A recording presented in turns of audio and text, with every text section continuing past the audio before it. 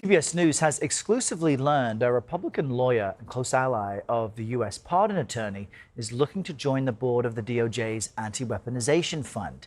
In a letter obtained by CBS News, Mike Howell declared his candidacy to acting Attorney General Todd Blanche. Meanwhile, as first reported by CBS, two police officers who helped defend the Capitol on January 6th are now suing to block the fund. The Justice Department created it earlier this week to disperse payments to those claiming they were targeted improperly by the Biden administration. Critics worry Capitol rioters could apply for payouts. Now, one of the plaintiffs is Daniel Hodges, who was assaulted by a group of rioters while trying to prevent them from entering the Capitol building. You see him getting squeezed there. Listen to what he had to say about the fund on the Daily Report last night. These people, they should not be rewarded by the government for their attempt to overthrow the government. They tried to stop the peaceful transfer of power. They wanted to assassinate the vice president. They assaulted me and my colleagues. They instilled fear and terror in members of Congress.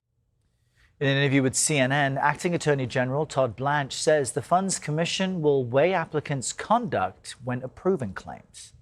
One of the factors the commissioners have to consider is what the claimant did, the claimant's conduct, okay? So in the hypothetical you just described, the claimant would have to say, I assaulted a cop and I want money. So whether the commissioners will give that person money, that claimant, it's up to them.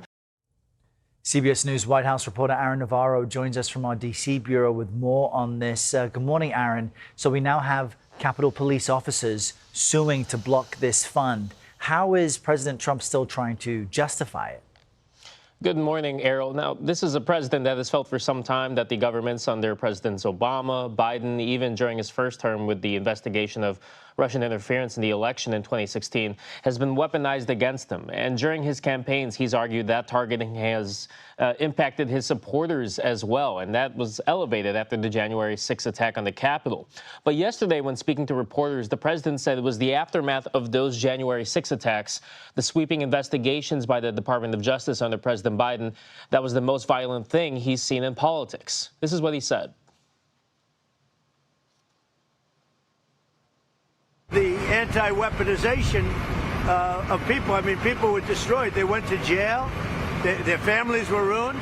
It was the most violent thing I've ever seen in politics, what they did. Now, the president also said the settlement fund is, quote, peanuts compared to what some of the January 6 rioters or others had to pay in legal fees. And despite all of that, the president also said yesterday he had nothing to do with the creation of this fund, claiming it was just part of a settlement with the IRS. But he's clearly still in support of it. Yeah. And the fund is getting pushback from Democrats and Republicans alike. Tell us about that. Yeah, a good amount of those lawmakers were in Congress during the January 6 attacks. And whether they believe it's unconstitutional or believe it's a waste of taxpayer money, both sides of the aisle are now speaking out. Take a listen to some of the reaction from Capitol Hill. 14th Amendment says the United States shall not pay for any debts related to insurrection or rebellion against the Union, and any such debts are null and void in the eyes of the law. So if they think they've got a big $1 million payout for each of the January 6th insurrectionists, they're wrong. We got to unpack exactly what it is, what the source of the funding is, in order to stop it and or reverse it. Right? Do you want to stop it? Oh, 100%. Now, the Senate Majority Leader John Thune, a Republican, also said he believes there will be a lot of questions the administration is going to have to answer on this fund.